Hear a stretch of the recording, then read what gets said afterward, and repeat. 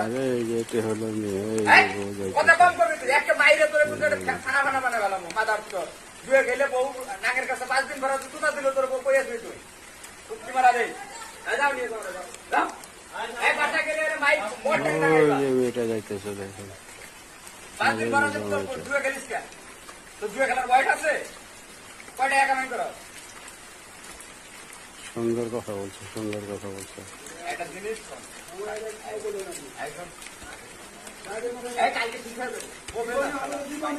কালকে ঠিক নাম্বার দিয়ে দাও আমি ফোন দিয়ে আই